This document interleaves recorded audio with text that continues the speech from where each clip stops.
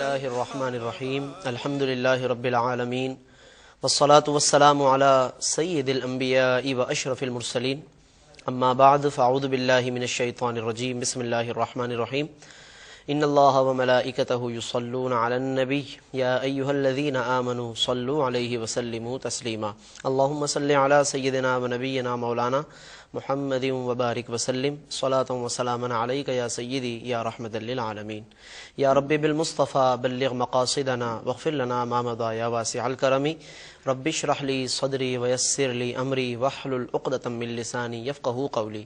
السلام علیکم ورحمۃ اللہ وبرکاتہ۔ معزز ناظرین، آپ دیکھ رہے ہیں پروگرام تفہیم المسائل، اور ہر اتوار کو اس وقت آپ اس پروگرام کو لائیو ٹرانسمیشن میں ARY QTV سے ملاحظہ فرماتے ہیں۔ گزشتہ پروگرام میں ایک موضوع کا ہم نے انتخاب کیا تھا ماہ ربیع الاخر کی مناسبت سے، اور وہ موضوع تھا صفات اولیاء کرام۔ جو بھی اللہ تبارک و تعالیٰ کے نیک بندے ہیں، ان کی ذات میں، ان کی روزمرہ کی زندگی میں، ان کے کردار میں ایسی بہت ساری خصوصیات پائی جاتی ہیں کہ جن کی وجہ سے وہ ایک امتیازی حیثیت اور ایک امتیازی شان و عظمت کے حامل نظر آتے ہیں۔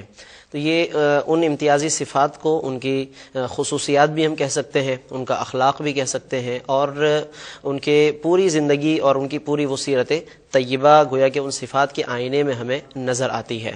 ہم نے مختصر الفاظ میں اس کا یوں سمجھ لیں کہ ایک جامع انداز میں عنوان رکھا ہے صفات الصالحین یا صفات اولیاء کرام۔ اس تعلق سے ہم نے گزشتہ پروگرام میں ایک آیت مبارکہ کا انتخاب کیا تھا قرآن مجید فرقان حمید سے۔ یوں تو ظاہر ہے کہ قرآن مجید میں کئی مقامات پر اللہ رب کریم نے مختلف انداز سے صالحین کی یعنی اپنے نیک بندوں کی مختلف صفات کو بیان فرمایا ہے۔ ہم نے ایک آیت مبارکہ کا انتخاب کیا، اور وہ آیت ہے سورۃ التوبہ کی آیت نمبر 112۔ اس آیت کریمہ میں اللہ تبارک و تعالیٰ نے 9 صفات بیان فرمائی ہیں اپنے نیک بندوں کی، اور اگر ہم اس آیت سے پہلی جو آیت ہے 111 اس کے اندر دیکھیں تو اس میں بھی اللہ تبارک و تعالیٰ نے مختلف صفات کی طرف اشارہ فرمایا ہے، یا یوں کہہ لیجئے کہ اس آیت نمبر 111 میں اللہ تبارک و تعالیٰ نے ایک بنیاد کی طرف اشارہ فرمایا کہ سبب کیا ہے، یہ ہمارے نیک بندے بنے ہیں، یہ ہمارے قریب ہوئے ہیں، ان کو ہم نے اپنا قرب بخشا ہے، اس کی وجہ اور اس کا سبب کیا ہے۔ تو آیت نمبر 111 میں اللہ نے بنیادی طور پہ سبب بیان فرمایا ہے، اور وہ سبب یہ ہے کہ اللہ تبارک و تعالیٰ کے ساتھ انہوں نے ایک ایگریمنٹ کیا ہے، اللہ تبارک و تعالیٰ کے ساتھ ایک وعدہ کیا ہے، اور وہ اتنا پختہ وعدہ ہے کہ یہ آخر تک اس وعدے پر قائم رہتے ہیں اور اس کو نبھانے کی کوشش میں لگے رہتے ہیں۔ تو ان اللہ اشترى من المؤمنین انفسهم واموالهم بان لهم الجنہ یقاتلون فی سبیل اللہ فیقتلون ویقتلون وعدا علیہ حقا فی التوراۃ والانجیل والقرآن ومن اوفى بعہدہ من اللہ فاستبشروا ببیعکم الذی بایعتم بہ۔ یہ جو جملہ ہے یہ اس پوری آیت کا خلاصہ ہے کہ فاستبشروا ببیعکم الذی بایعتم بہ، کہ پس تم خوش ہو جاؤ اپنے اس سودے پر کہ جو تم نے اللہ کے ساتھ کیا ہے۔ تو یہ ایک سودا اس کو قرار دیا ہے کہ جیسے آدمی جب کوئی چیز سیل آؤٹ کر دے، کسی سے اس کو بیچ دے، تو پھر وہ اس بارے میں اس حوالے سے غور نہیں کرتا کہ یہ چیز میری ہے یا میں اس میں کوئی تصرف کر سکتا ہوں، میں اس کے اندر کچھ کر سکتا ہوں، وہ چیز آپ کی ملکیت سے نکل چکی ہے۔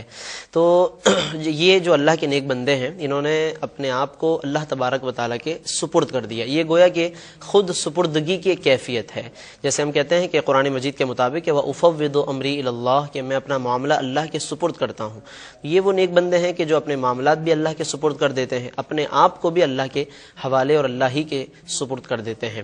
اور حضرت سیدنا غوث اعظم شیخ عبد القادر جیلانی رحمۃ اللہ علیہ کا ایک قول بھی اس مناسبت سے بہت واضح ہے۔ فرماتے ہیں کہ بندے کو اللہ تبارک و تعالیٰ کے ساتھ اس طریقے سے رہنا چاہیے اور اس طریقے سے وابستہ رہنا چاہیے جیسے میت یعنی مرنے والا شخص غسل دینے والے کے ہاتھ میں، یعنی کہ غسل دینے والا اور وہ جو میت ہے جس کو نہلایا جا رہا ہے، جس کو غسل دیا جا رہا ہے، وہ آپس میں جو ان کا دونوں کا تعلق ہے وہ یہ ہے کہ یہ جو میت ہے وہ بے بس ہے اس کے سامنے، اور غسل دینے والا با اختیار ہے کہ وہ جس طرف چاہے اسے لٹا دے، اس کو کبھی وہ بٹھا دے، لٹا دے اس رخ پر یا اس رخ پر، لیکن وہ میت اس کے ہاتھوں میں بالکل بے بس ہوتا ہے۔ تو فرمایا کہ بندہ اپنے مولا کے ہاتھوں میں اپنے مولا کے ساتھ اس طریقے سے وابستہ رہے کہ یہ محسوس کرے کہ میں بالکل بے بس ہوں اور وہ با اختیار ذات ہے، وہ جو فیصلہ فرمائے مجھے منظور ہے، وہ جس طریقے سے میرے معاملے میں راضی ہو، اور ظاہر ہے وہ جب رحیم و کریم ہے تو وہ ایک ایسی ہی بات پر راضی ہوگا کہ جو اس بندے کے لیے بہتر ہوگی۔ تو یہ خود سپردگی کی کیفیت ہے جو اللہ نے اس سورۃ التوبہ کی آیت نمبر 111 میں بیان فرمایا کہ فاستبشروا ببیعکم الذی بایعتم بہ، یہ وہ سودا کہ جو تم نے اللہ کے ساتھ کر لیا۔ جب یہ سودا ہو جاتا ہے تو پھر بندے کے اندر، ان نیک بندوں میں ایسی خصوصیات پیدا ہوتی ہیں کہ پھر ان خصوصیات کو اللہ تعالیٰ بیان فرماتا ہے۔ قرآن مجید میں مختلف مقامات پر مختلف انداز سے، مختلف الفاظ سے اللہ نے ان کی ان صفتوں کو بیان کر کے ان کا تعارف کرایا ہے۔ اللہ والوں کا تعارف خود اللہ رب کریم نے کرایا تاکہ بندے ان کے قریب آ جائیں اور ان کے قریب آ کر پھر اللہ تبارک و تعالیٰ سے وابستہ ہوں، اللہ تبارک و تعالیٰ کا قرب حاصل کریں۔ تو گویا کہ یہ جو نیک بندے ہیں یہ وسیلہ ہوتے ہیں، یہ واسطہ ہوتے ہیں۔ ان کا تعارف اس لیے کرایا جاتا ہے تاکہ لوگ ان کی طرف آئیں، ان کا قرب اختیار کریں، ان کے نقش قدم پر چلیں، ان کی سیرت کو اپنائیں۔ سورہ فاتحہ میں بھی اسی طرح اشارہ کیا، صراط الذین انعمت علیہم، ہمیں سیدھے راستے پر چلا، راستہ ان نیک بندوں کا کہ جن پر تو نے انعام فرمایا۔ تو وہ درمیان میں وہ نیک بندے ہیں، ہمیں چلنا ہے سیدھے راستے پر اور اللہ تعالیٰ تک پہنچنا ہے، تو درمیان میں یہ الذین انعمت علیہم کا واسطہ، الذین انعمت علیہم کا وسیلہ یہ درمیان میں موجود ہے۔ اور ان بزرگوں کی تعظیم، ان کی تکریم، ان کا احترام اور ان کے نقش قدم پر چلنا، ان کی سیرت طیبہ کو اپنانا، یہی در حقیقت ہمارے لیے صراط مستقیم ہے، یہی سیدھا راستہ ہے۔ انہی کے ذریعے سے ہم اللہ اور اس کے رسول صلی اللہ علیہ وسلم کی خوشنودی اور رضامندی حاصل کر سکتے ہیں۔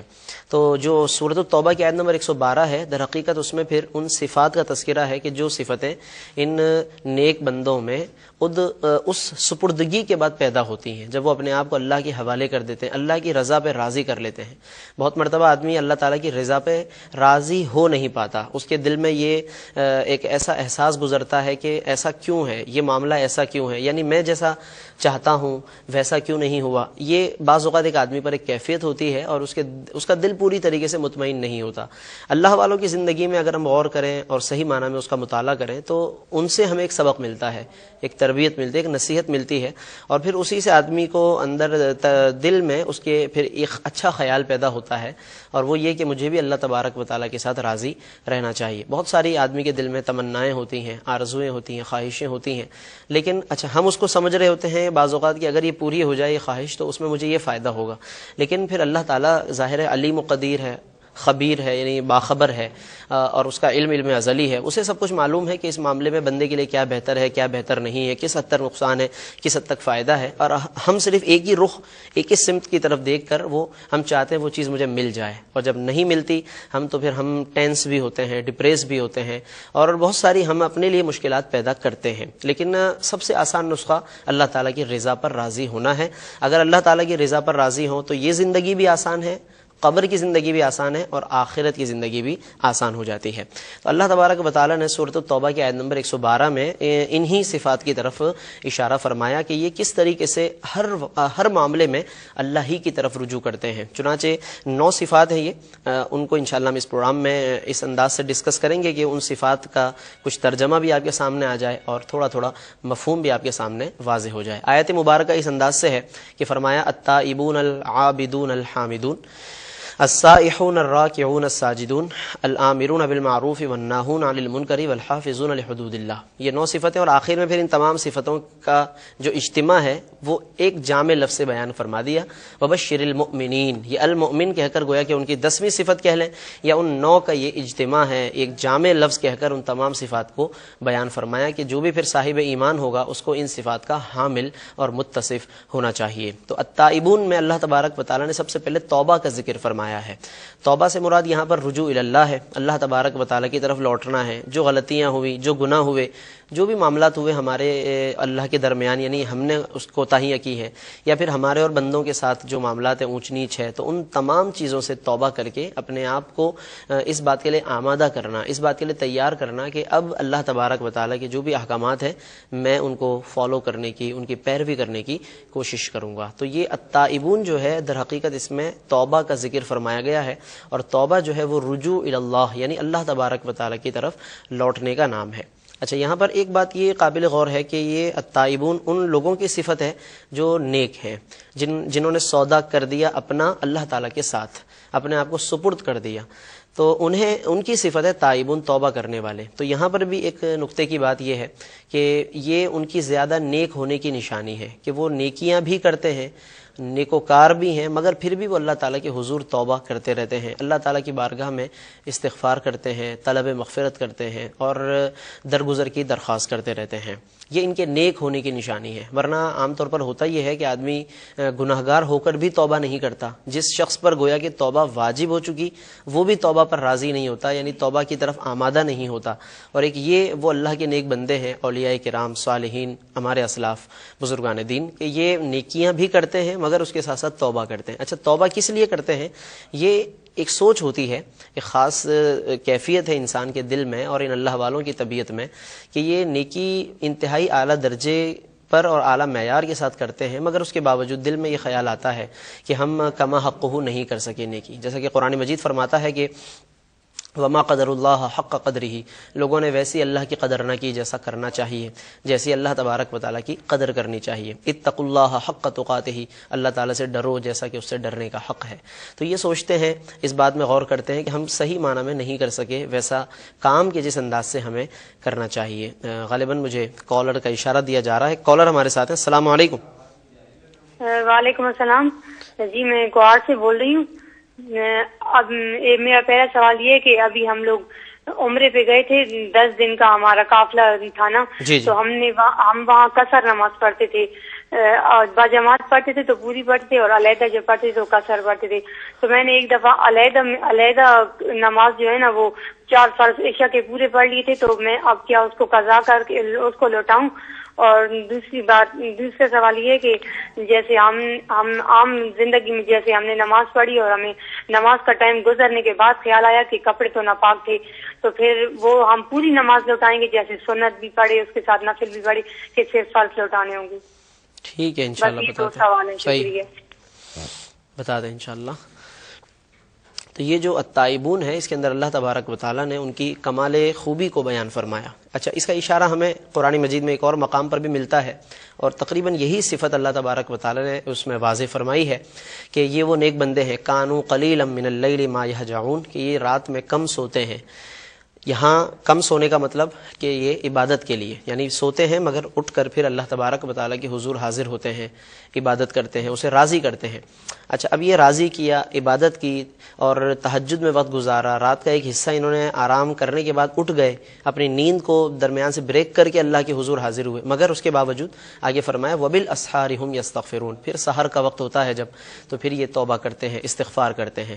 تو استغفار یا توبہ تو عام طور پر گناہوں کے بعد کیا جاتا ہے، لیکن یہاں دیکھیں کہ کانوا قلیلا من اللیل ما یہجعون، جو گزشتہ آیت ہے اس میں عبادت کا ذکر ہے، انہوں نے نیکی کی ہے، عبادت کی ہے، مگر اس کے باوجود یستغفرون، استغفار کرتے ہیں۔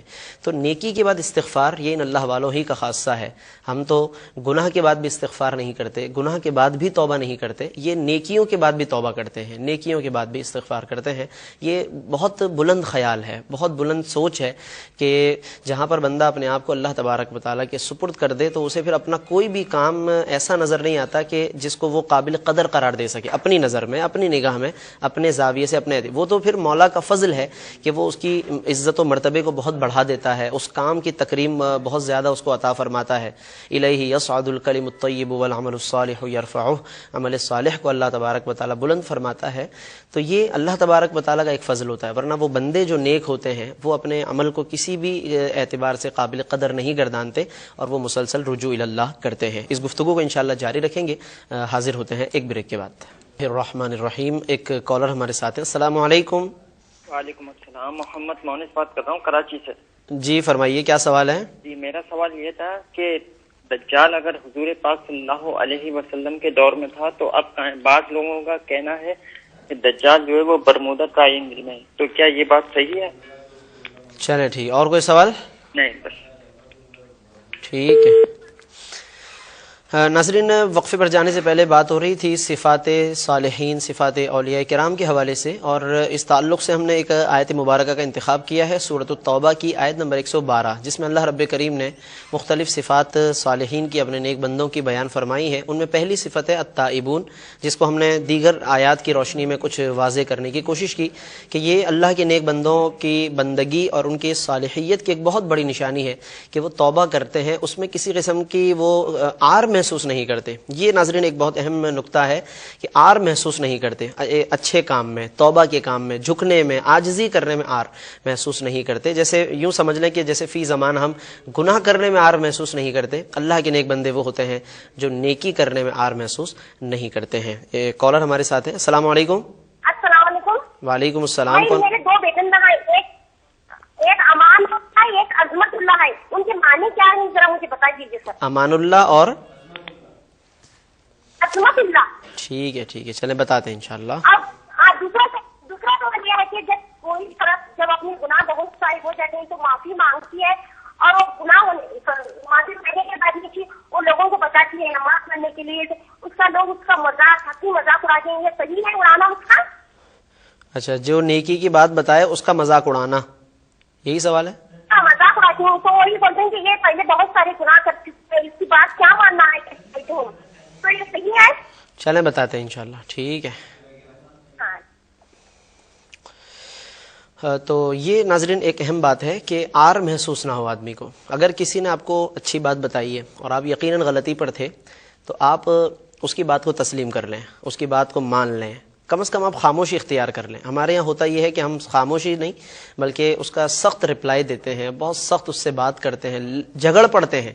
جس نے نیکی کی بات بتائی اس سے ہم جھگڑتے ہیں، اور جو ہمیں گناہ کی دعوت دے وہ ہمارا دوست ہوتا ہے. ہم اس سے بہت دل لگی رکھتے ہیں کیونکہ وہ ہمیں گناہ کی طرف بلا رہا ہے، کیونکہ وہ ہمارے ساتھ تعاون کر رہا ہے گناہ کے اندر. اور جو نیکی کی بات بتائے اسے ہم مختلف القاب سے یاد کرتے ہیں، مختلف الفاظ اس کی طرف منسوب کرتے ہیں اور اس سے نفرت کرتے ہیں ہم. تو یہ ناظرین ہمارا رویہ درست نہیں ہے، اور صفات صالحین کے آئینے میں در حقیقت ہمیں اپنی ہی صفات کا جائزہ لینا ہے. میں نے گزشتہ پروگرام میں بھی یہ بات عرض کی تھی کہ یہ جو اللہ تعالیٰ صفتیں بیان فرماتا ہے اپنے نیک بندوں کی، ان کا بار بار تعارف کرواتا ہے، تو یہ ایک طرف ان کا تعارف ضرور ہے، لیکن دوسری طرف اللہ تبارک و تعالیٰ ہمیں اپنے کردار میں جو ہمارا اپنا ذاتی معاملہ ہے روزانہ کا، اس میں بھی ہمیں غور کرنے کی گویا کہ دعوت دیتا ہے یہ قرآن مجید. اور اس طریقے سے ہمیں ایک موقع ملتا ہے کہ جب ہم صفات پڑھیں تو اس کے ساتھ ساتھ ہم کمپیریٹیولی دیکھتے جائیں کہ ان کے اندر یہ صفت ہے تو میرے اندر کون سی صفت پائی جاتی ہے، یا یہ بات اتنی اچھی خوبی میرے اندر ہے یا نہیں ہے. تو اس حوالے سے ہمیں ضرور غور کرتے رہنا چاہیے. السلام علیکم. السلام علیکم. جی وعلیکم السلام. کون بات کر رہے ہیں؟ سب سید ظفر عباس بات کر رہا ہوں سعودی عرب سے. جی کہ کیسے پتہ چلتا ہے کہ کون صحیح صالح آدمی ہے؟ آیا کہ وہ آدمی جس کے پاس زیادہ آدمی بیٹھتے ہیں، یا آیا کہ وہ آدمی جو اپنے آپ کو چھپاتا ہے؟ ٹھیک ہے، اور کوئی سوال؟ ایک اور کالر ہے. السلام علیکم.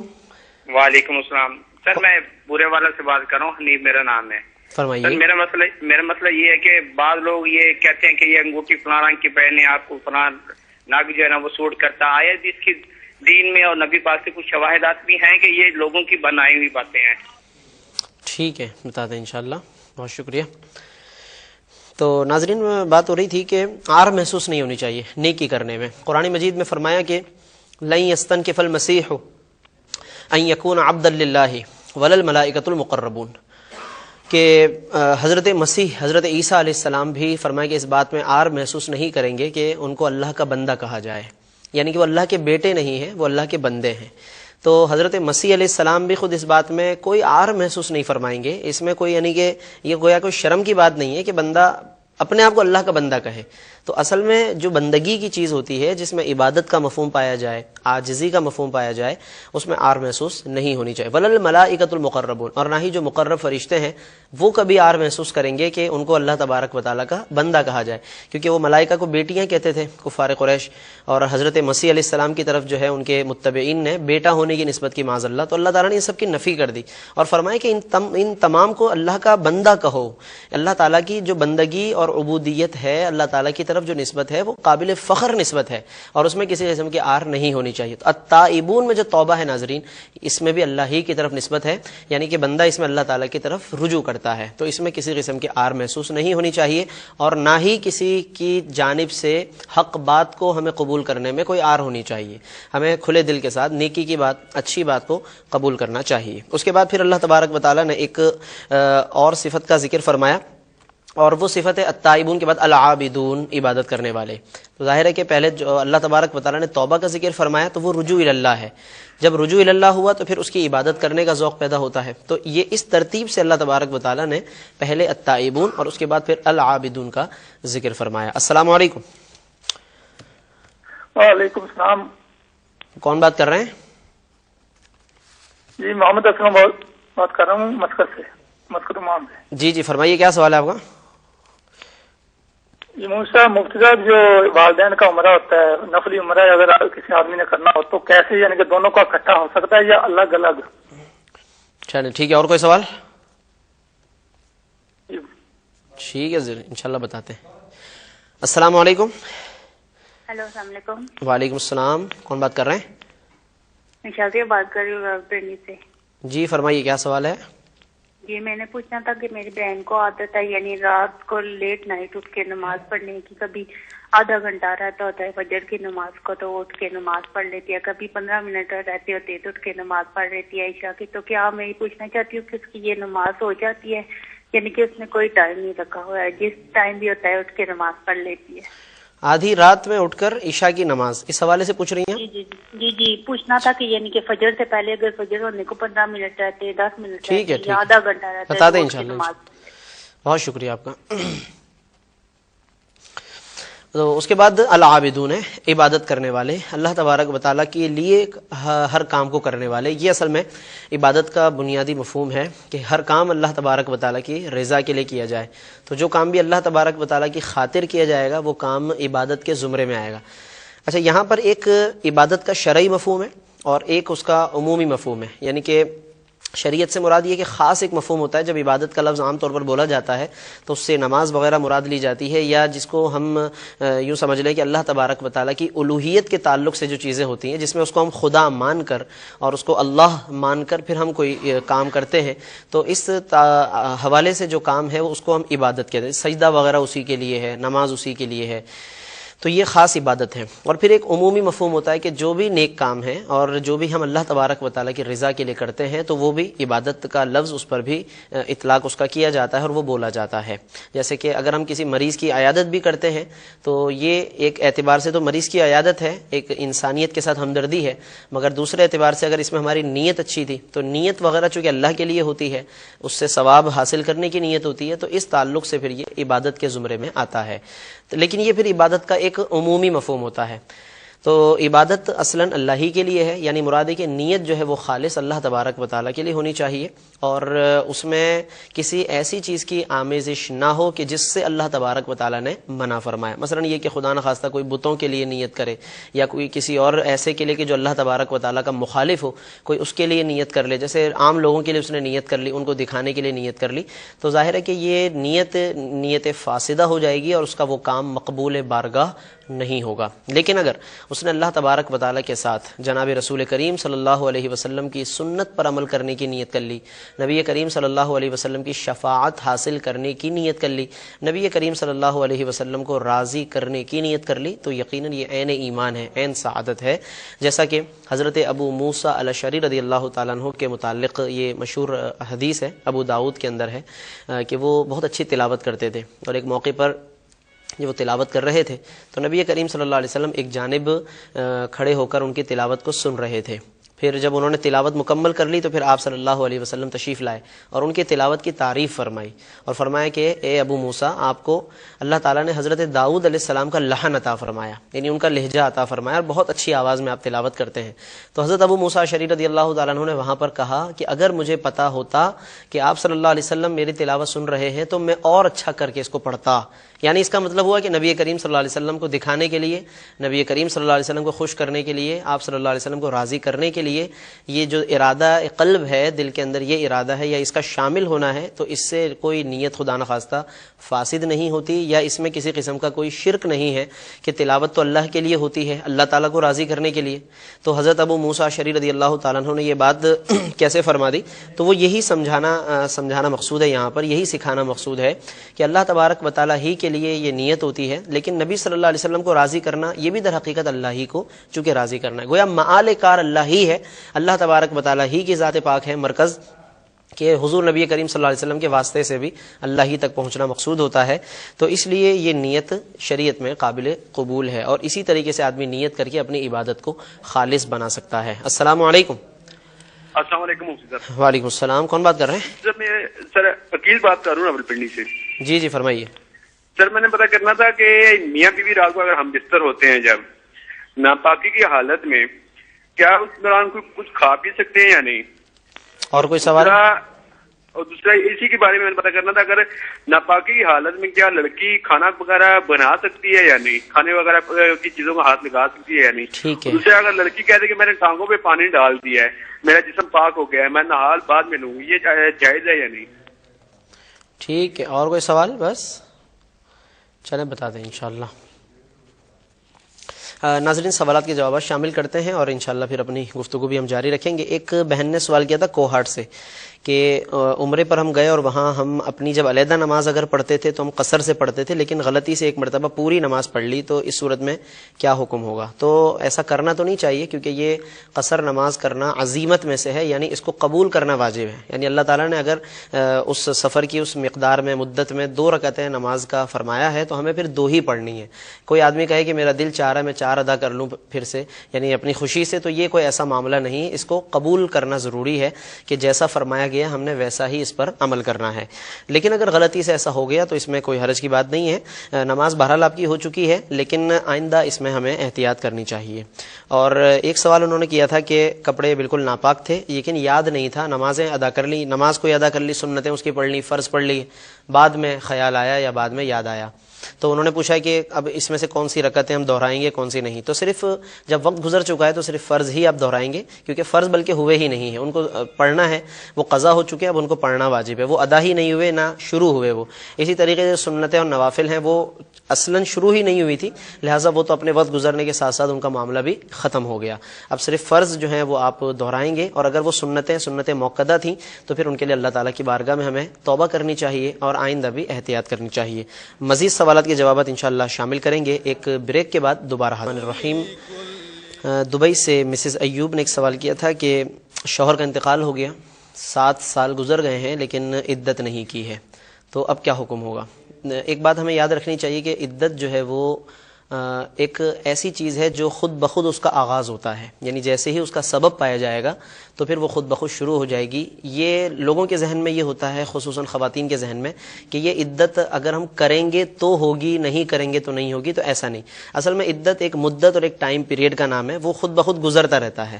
اگر آپ اس میں شامل نہیں ہیں، آپ نے عدت نہیں کی، یعنی آپ اس میں بیٹھے نہیں ہیں، تو آپ گناہگار ہیں اگر کوئی مجبوری نہیں تھی، وگرنہ وہ ایک ٹائم ہے جو خود بخود گزرتا جا رہا ہے۔ لوگ یہ سمجھتے ہیں کہ جی ہم کریں گے، ہم وہاں سے انٹر ہوئے یا درمیان سے ہم شامل ہوئے تو اب ہم کتنے دن کریں کتنے دن نہ کریں، تو ایسا نہیں ہے۔ جتنا ٹائم وہ گزر گیا وہ سمجھ لیں کہ وہ گزر گیا، پورا ٹائم فرض کیجئے گزر گیا تو پوری عدت ہی ختم ہو گئی۔ اب آپ نے اگر وہ نہیں کی، اس میں شامل نہیں ہوئے، عدت میں بیٹھے ہی نہیں، تو وہ پھر توبہ کرنی چاہیے اللہ تعالیٰ کی بارگاہ میں۔ تو یہ عدت جو ہے ایک آٹومیٹک ٹائم ہے کہ جو خود بخود ایک ٹائم پیریڈ گزرتا ہے، اور اللہ تعالیٰ کی منشا و مرضی یہی ہے کہ اس ٹائم پیریڈ میں جو اللہ تبارک و تعالیٰ نے مقرر فرمایا طلاق کے بعد یا عدت کے بعد، وہ وفات کے بعد، تو اس میں جو ہے وہ عورت اس فکس ٹائم کے اندر اپنے آپ کو محدود رکھے، ایک جگہ پر مقید رکھے، اس کا نام عدت ہے۔ لہٰذا جیسے بہن نے فرمایا کہ 7 سال ہو چکے ہیں اور عدت نہیں کی، تو بس وہ 7 سال جو ہو چکے تو اس کے اندر وہ 4 مہینے 10 دن کی جو عدت بیان فرمائی گئی ہے تو اس کے مطابق وہ عدت کا ٹائم گزر چکا ہے، اور اگر اس ٹائم نہیں کی، اس میں نہیں بیٹھے، تو پھر اللہ تعالیٰ کی بارگاہ میں توبہ کرنی چاہیے۔ تو ایک تو اس میں یہ سوال آتا ہے عام طور پر کہ جو عدت ہے وہ کب سے شروع ہوتی ہے، یعنی کہ وفات جیسے ہی ہوئی تب سے، یا جب دفنا دیا جائے گا تب سے، یا بعض اوقات کسی کا انتقال کہیں اور کسی اور ملک میں ہو جاتا ہے، یا حج و عمرے کے لیے گئے تھے وہاں انتقال ہو گیا، تو اب جب واپسی ہوگی تو تب شروع ہوگی یا کب ہوگی؟ یہ لوگوں کے ذہن میں عام طور پر یہ باتیں ہوتی ہیں۔ تو یاد رکھیے کہ عدت جو ہے، جیسے ابھی ہم نے بتایا کہ ایک ٹائم کے گزرنے کا نام ہے، تو جیسے ہی اس کا سبب پایا جائے گا اس کے فوراً بعد سے اس کا ٹائم شروع ہو جاتا ہے۔ لہٰذا عدت جو ہے وہ از خود فی الفور، جیسے ہی وہ انتقال ہوا اور ادھر عدت خود بخود شروع ہو گئی، چاہے وہ عورت کہیں بھی ہو، اسے فرض کیجئے اطلاع بھی نہیں ملی لیکن عدت کا ٹائم گزر رہا ہے۔ اب 4 مہینے 10 دن کے بعد کسی عورت کو پتہ چلا کہ اس کا شوہر انتقال کر گیا تو عدت خود بخود گزر چکی ہے، لیکن اس میں توبہ نہیں ہوگی کیونکہ ظاہر ہے اسے پتہ ہی نہیں چلا تھا، تو یہ اس کی طرف سے کسی قسم کی کوئی کوتاہی اور گناہ نہیں ہے، لیکن بتانا یہ مقصود ہے کہ یہ خود بخود ایک ٹائم گزرتا ہے۔ لہٰذا جیسے ہی انتقال ہوگا عدت شروع ہو جائے گی. جیسے ہی طلاق پائی جائے گی تو اس کے بھی جو شرائط ہیں وہ پورے ہوں گے تو پھر وہاں سے فوراً عدت شروع ہو جائے گی. اور ایک سوال انہوں نے یہ کیا کہ 4 ماہ 10 دن جو فرمایا گیا ہے عدت وفات ہے تو اس سے کیا مراد ہے؟ ایک تو اس میں یہ بات ذہن میں رکھنی چاہیے کہ اگر تو اسلامی اعتبار سے پہلی تاریخ کو اگر انتقال ہوا ہو تو وہ پورے 4 مہینے، چاہے پھر ان میں کوئی 29 کا ہو چاہے کوئی 30 کا ہو، مکمل 4 مہینے اور اس کے بعد پھر 10 دن، یعنی کہ مغرب تک کا وقت جب گزر گیا تو وہ دن 10واں دن مکمل ہو گیا اور اب اس کے بعد عدت ختم ہو گئی. یہ جب اسلامی پہلی تاریخ کو اگر انتقال ہو تو 4 مہینے اسلامی اعتبار سے مکمل اور 10 دن. لیکن اگر ایسا نہیں ہے، یکم تاریخ کے علاوہ، اسلامی مہینے کی یکم تاریخ کے علاوہ کسی اور تاریخ میں انتقال ہوا ہے تو اس صورت میں پھر اب وہ اسلامی مہینوں کی جو ایک ترتیب ہوتی ہے، کوئی 29 کا کوئی 30 کا، تو اس اعتبار سے پھر نہیں دیکھیں گے، اس کو پھر ہم شمسی اعتبار سے دیکھیں گے اور پورے 130 دن شمار کرے گی عورت. 130 دن مکمل طور پر وہ جب رات میں، یعنی کہ جیسے ہی رات کا آغاز ہوگا تو پھر وہ عدت اس کی مکمل ہو جائے گی، ختم ہو جائے گی. تو 130 دن یہ اس صورت میں جب اسلامی مہینے کی پہلی تاریخ نہ ہو اور پھر جو ہے انتقال ہوا ہو تو اس صورت میں 130 دن، اور اگر ایسا نہ ہو پہلی تاریخ کو انتقال ہو تو اس صورت میں 4 مہینے مکمل اور 10 دن. پھر اس میں کوئی مہینہ 29 کا ہو کوئی 30 کا ہو، پھر اس بات کو اس میں دیکھا نہیں جائے گا اور 4 مہینے اور 10 دن کی تعداد کو مکمل کیا جائے گا. اور اس میں لوگوں کے ذہن میں یہ بھی ہوتا ہے کہ جب آخری دن آ گیا عدت کا 10واں دن، یعنی 4 مہینے اور 10 دن پورے ہو گئے تو اب عورت کو تھوڑی دیر کے لیے کہیں باہر لے جاتے ہیں یا کسی رشتہ دار کی کوئی دعوت ہوتی ہے. تو یاد رکھیے کہ یہ بھی کوئی ضروری نہیں ہے، کیونکہ لوگوں کے ذہن میں وہی بات ہے کہ عدت ہم خود سے کریں گے تو ہوگی، اسی طرح ہم باہر نکلیں گے تو ختم ہوگی. ایسا نہیں. ہم جب شروع میں یہ بات بتا چکے کہ ایک ٹائم پیریڈ کا نام ہے، یہ خود بخود وقت گزرتا ہے، جب اس کا ٹائم پورا ہوگا وہ عدت کمپلیٹ ہو گئی. اب آپ چاہے باہر جائیں یا نہ جائیں، گھر میں بیٹھ رہیں تو، اور زیادہ بہتر یہی ہے، تو یہ عدت خود بخود ختم ہو جاتی ہے. لہٰذا کہیں باہر نکلنا یا کسی کے ہاں جانا، کچھ رشتہ داروں کے ہاں ان کو انوائٹ کیا جاتا ہے، یہ ایک رواج ہے. تو یہ مطلب شرعی نقطہ نظر سے یہ باتیں اس کو اس طرح سمجھنا کہ اس کی وجہ سے ہی عدت ختم ہوگی جب باہر وہ قدم رکھے گی، تو ایسی کوئی بات نہیں ہے، خود بخود عدت ختم ہو جاتی ہے.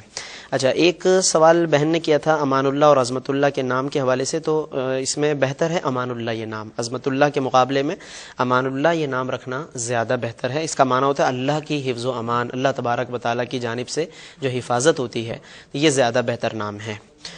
اور ایک سوال انہوں نے یہ بھی کیا تھا کہ اگر کوئی نیکی کی دعوت دے اور وہ خود ویسے گناہگار ہو تو اس کا مذاق اڑانا کیسا ہے؟ تو مذاق تو ظاہر ہے کہ نہیں اڑانا چاہیے، وہ ویسے بندہ گناہگار ہے لیکن اگر وہ نیکی کی دعوت دے رہا ہے تو یہ بھی ایک نیکی کر رہا ہے، وہ ویسے خود گناہگار ہے مگر اس موقع پر وہ دعوت دے کر ایک نیکی ہی کا کام کر رہا ہے.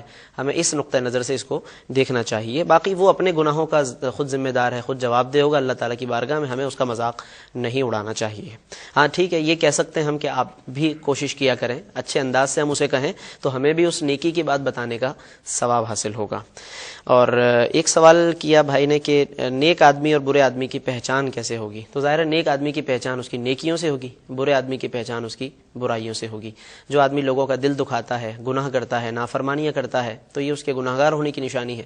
اور جو آدمی اللہ تبارک و تعالیٰ کے ساتھ بھی اچھے معاملات رکھتا ہے، بندوں کے ساتھ بھی معاملات ٹھیک رکھتا ہے، یہ اس کے صالح ہونے کی، نیک ہونے کی نشانی ہے. شریعت کا حکم ظاہر پر ہی لگتا ہے، باطن اور جو بھی باطنی امور ہیں وہ اللہ تبارک و تعالیٰ کے سپرد ہیں. فقہا فرماتے ہیں الحکم بالظواہر واللہ یتولی السرائر، حکم ظاہر پر لگتا ہے اور جو سرائر یعنی باطنی معاملات ہیں وہ اللہ تبارک و تعالیٰ کے سپرد ہیں. اور ایک سوال کیا بھائی نے انگوٹھی کے حوالے سے کہ اس میں یہ فیصلہ کرنا کہ یہ والی آپ کے لیے بہتر ہے انگوٹھی، یہ نہیں ہے، تو اس طریقے سے لوگوں میں ایک بڑا اس کا رواج ہے، تو اس کا شرعاً کیا حکم ہے؟ تو اس میں حکم یہ ہے کہ اگر کوئی ایسا ماہر شخص ہے اس حوالے سے جو علم رکھتا ہے، علم العادات کی بھی اس میں ضرورت ہوتی ہے کہ کسی شخص کا نام کیا ہے اور پھر اس کے مطابق وہ علم العادات کی روشنی میں، ظاہر ایک مستند علم العادات معتبر ہے علماء کے درمیان، تو علم العادات کا ایک ماہر ہو وہ شخص اور صالح اور نیک آدمی ہو اور وہ ان تمام باریکیوں کو بھی سمجھتا ہو، قرآن و سنت کے معلومات بھی وہ رکھتا ہو کہ کہیں خدا نخواستہ کوئی ایسی بات نہ ہو کہ جس میں ٹکراؤ ہو رہا ہو دلائل کے ساتھ، قرآن و سنت کے ساتھ، اور پھر وہ غلط بات لوگوں میں بیان کر دے. تو اگر وہ بندہ ٹھیک ہے، ماہر ہے، قابل ہے، علم والا ہے، تو اگر وہ ایک ایسا مشورہ دیتا ہے، کسی انگوٹھی کو وہ بہتر قرار دیتا ہے، کسی کو نہیں، تو وہ اس کے علم کی روشنی میں وہ بات کر رہا ہے، وہ قابل قبول ہے. لیکن اس کو دھندا بنا لینا، کاروبار بنا لینا کہ لوگ پھر اس کی طرف رجوع کریں اور پھر وہ اپنی الٹی سیدھی معلومات لوگوں کے سامنے بیان کر کے لوگوں کو مرغوب کرنے کی کوشش کرے، اور عجیب و غریب لوگ فیصلے کرتے ہیں کہ نہیں جی آپ کا فیوچر ایسا ہو جائے گا، فلاں ایسا ہو جائے گا، لوگ بھی بس اس کی غیبی خبریں معاذ اللہ لوگ اس طرح دینا شروع کر دیتے ہیں۔ تو اس طریقے سے ہر کس و ناقص کی طرف آدمی کا دوڑتے چلے جانا، اور ہر ایک کو جناب ٹیلی فون کال کر کے اور پھر اس کو فیس بک پہ جوائن کرو تو یہ کرو وہ کرو، یہ اس طرح کے کاروبار لوگوں نے بنا لیے ہیں۔ ہمیں اس سے بہت زیادہ اوائڈ کرنا چاہیے، اور اس میں اس آڑ میں گویا کہ پھر اصل بندے اور جو نقل ہے اس کی پھر ہمیں پہچان کرنا مشکل ہو جاتا ہے، تو بہت احتیاط کی اس میں ضرورت ہے۔ اور ایک بھائی نے سوال کیا تھا کہ والدین کی طرف سے اگر میں نفلی عمرہ کروں تو دونوں کی طرف سے اکٹھے انہوں نے کرنے کے حوالے سے پوچھا ہے۔ بہتر یہی ہے کہ آپ یا تو اگر ایسا کرنا ہے تو آپ از خود عمرہ کریں اور اس کا ثواب ان دونوں کو پہنچا دیں، ورنہ پھر بہتر یہ ہے کہ ایک والد کی طرف سے کریں اور پھر ایک والدہ کی طرف سے کریں، اس کو فقہا نے زیادہ بہتر قرار دیا ہے۔ اور ایک سوال بہن نے کیا، شازیہ نے، کہ آدھی رات میں اگر اٹھ کر کوئی عورت عشاء کی نماز ادا کرے تو آیا ہو جائے گی یا نہیں، اور یہ قضا ہوگی ادا ہوگی، اور اس کا ٹائم کب تک ہے؟ پہلے بھی ہم یہ بات بتا چکے ہیں کہ فجر سے کا ٹائم شروع ہونے سے پہلے تک، یعنی جیسے سحری کا آخری ٹائم ہوتا ہے ہر روز، تو وہی عشاء کا آخری ٹائم ہے، وہی تہجد کا بھی آخری ٹائم ہے، اس وقت تک آپ عشاء کی نماز پڑھ سکتے ہیں، لیکن اتنی لیٹ نہیں کرنی چاہیے، جس قدر ہو سکے جلد از جلد اسے ادا کر لیں کہ بعد میں کہیں سستی غالب ہو جائے یا کوئی اور معاملہ ہو جائے تو بہتر ہے کہ جلد از جلد ہم اسے ادا کریں۔ لیکن اگر کوئی ایسا کرتا ہے یا کرتی ہے آدھی رات میں اٹھ کر عشاء کی نماز، تو بہرحال وہ عشاء ہی کا وقت ہے اور عشاء کی نماز وہ ادا شمار کی جائے گی۔ اس طرح دیر سے پڑھ لینے سے قضا نہیں ہوتی، جب تک کہ فجر کا وقت شروع نہیں ہو جائے گا بہرحال وہ ہر صورت میں ادا ہی شمار کی جائے گی۔ ایک بھائی نے سوال کیا تھا راولپنڈی سے کہ ناپاکی کی حالت میں کھانا پینا کیسا ہے، یا کھانا پکانا عورت کا کیسا ہے؟ تو کھانے پینے میں حرج نہیں ہے، بہتر ہے کہ کلی وغیرہ کر کے اچھی طریقے سے منہ کو صاف کر لیں، تو اس طریقے سے یہ زیادہ بہتر ہے، وگرنہ ویسے بھی شرعاً کوئی ممانعت نہیں ہے، کھانا پکانے میں بھی کوئی حرج نہیں ہے۔ اور ایک انہوں نے یہ پوچھا کہ ناپاکی کی حالت تھی مگر ٹانگوں پر صرف پانی ڈال کر یہ سمجھ لیا کہ میں پاک ہو گیا یا میں پاک ہو گئی، تو ایسا نہیں ہے۔ جب تک آپ مکمل غسل نہیں کریں گے، ناپاکی جو ظاہری لگی ہے اس کو پہلے صاف کر لیں، 3 مرتبہ کلی کریں اچھے طریقے سے، ناک میں پانی ڈالیں کہ ناک کے نرم حصے تک وہ پانی ہمیں پتہ چلے، محسوس ہو۔ لیکن وہ جو بعض لوگ بہت زیادہ ناک میں پانی ڈالتے ہیں، تکلیف ہوتی ہے جس سے ناک میں، تو وہ شریعت کا حکم نہیں ہے، لوگ اس طریقے سے کرتے ہیں، تو اس میں بھی احتیاط کرنی چاہیے۔ اور پھر اس کے بعد پورے بدن پر پانی بہانا کہ تمام بال جو ہیں وہ تمام جڑوں کے ساتھ گیلے ہو جائیں، اور ناخن سمیت پاؤں کے ناخنوں تک اچھے طریقے سے پانی پہنچ جائے، پورے بدن پر پانی بہانا اچھے طریقے سے کہ کہیں کوئی بھی معمولی سا ذرہ برابر بھی خشکی نہ رہے، تو یہ تمام مکمل اور کامل غسل کہلاتا ہے۔ تو جب جا کر کہا جائے گا کہ یہ غسل ہوا اور آپ پاک ہو گئے۔ محض ٹانگوں پر پانی ڈال لیا یا تھوڑے بہت کوئی اعضاء دھو لیے اور سمجھے کہ پاک ہو گئے، تو ایسا نہیں ہے۔ تو ناظرین، یہ سوالات تھے جو آج ہمارے پروگرام میں آئے اور ہم نے کے جوابات شامل کیے ہیں، اور آج کا ہمارا عنوان تھا صفات الصالحین، اور ابھی بھی ہم ان صفات کو مکمل نہیں کر پائے ہیں جو اس آیت مبارکہ سورۃ التوبہ کی آیت نمبر 112 میں ہیں۔ ظاہر ہے کہ ان کی بہت زیادہ تفصیلات ہیں، بہت زیادہ تفسیر ہے، اور پھر آپ کے سوالات بھی درمیان میں شامل ہوتے ہیں ہمارے پروگرام میں۔ تو التائبون ایک صفت ہم نے یہ بیان کی، یعنی اس کے کچھ آپ کے سامنے وضاحت کی۔ العابدون جس میں اللہ نے ان اپنے نیک بندوں کو عبادت کرنے والا قرار دیا ہے، اس صفت پر تھوڑی سی ہم نے گفتگو کی، اور اس کے ساتھ ساتھ پھر اللہ تبارک و تعالیٰ نے فرمایا کہ التائبون العابدون السائحون، یہ سائحون کا ایک خاص لفظ ہے یہاں پر، اور یہ روزے دار کے معنی میں ہے۔ ویسے تو یہ سیر و سیاحت سے یہ لفظ بنایا گیا ہے، سائحون سیاحت سے ماخوذ ہے، السائحون کا معنی سیاحت کرنے والے، لیکن یہاں پر روزے دار مراد ہے۔ پھر علماء نے اس پر گفتگو کی ہے کہ روزے دار کو یہاں سیاحت کرنے والا قرار دیا گیا ہے، تو اس میں کیا مماثلت ہے یا کیا مشابہت ہے؟ تو علماء نے اس کو یوں بیان فرمایا کہ یہ کنٹینیوٹی کے معنی میں اس کو لیا گیا، تسلسل، جیسے سیاحت کرنے والا مسلسل سیاحت ہی کرتا رہتا ہے، چلتا، تھوڑی دیر آرام بھی کرتا ہے تو لیکن پھر چلتا رہتا ہے، اور اپنی بعضوں کا سیر و سیاحت میں وہ کھانے پینے کے حوالے سے بھی مشکلات برداشت کرتا ہے۔ تو روزے دار کو یہ سائحین یا سائحون کہہ کر اللہ تعالیٰ نے اس طرف اشارہ فرمایا کہ ایک تو اس میں عبادت کا تسلسل چاہیے، کہ جیسے سیاحت کرنے والا مسلسل وہ آگے چلتا رہتا ہے، بڑھتا رہتا ہے، تو اسی طریقے سے روزے میں بھی تسلسل چاہیے۔ اس میں ایسا نہیں کہ درمیان میں ہم نے کھانا کھا لیا پھر سمجھا کہ جی آگے روزہ چل رہا ہے ہمارا، تو ایسا نہیں ہو سکتا ہے۔ تھوڑا بہت ٹھیک ہے، آرام آدمی کر سکتا ہے، جیسے سیاحت کرنے والا ایک آرام کرتا ہے، تھوڑی دیر کے لیے سستا لیتا ہے تو آرام کر لیا، لیکن روزہ بہرحال ایک مسلسل عبادت کا نام ہے، اور پھر اس تسلسل کے اندر ہمیں گناہوں کو بھی چھوڑ دینا ہے۔ اس طرف بھی اشارہ ہے کہ جب آدمی روزہ رکھ کر گناہوں کو چھوڑ دے تو پھر آگے بھی اپنی اس تربیت کو جاری رکھنے کی کوشش کرے۔ تو یہ ایک مناسبت اس کو ہم کہہ سکتے ہیں جو بیان فرمائی ہے روزے داروں کو قرآن نے السائحون جو کہا ہے اس کے درمیان، اور بھی اس کی مختلف مفاہیم بیان فرمائے گئے ہیں کہ السائحون کیوں کہا ہے روزے داروں کو، تو اسی سے انشاءاللہ پھر آگے ہم گفتگو کا آغاز کریں گے، کیونکہ آگے اور بھی پھر صفات ہیں ان پر بھی بات ہوگی، السائحون کے حوالے سے بھی بات ہوگی، تو صفات الصالحین یہ انشاءاللہ ہمارا عنوان ہے جو آگے بھی جاری ہے۔ اللہ تبارک و تعالی ہم سب کو ان تمام باتوں کو یاد رکھنے، ان پر عمل کرنے کی توفیق عطا فرمائے، اور جو بھی اللہ تعالیٰ کے نیک بندے ہیں ان کے نقش قدم پر ہمیں چلنے کی توفیق عطا فرمائے، آمین۔ وآخر دعوانا ان الحمد للہ رب العالمین۔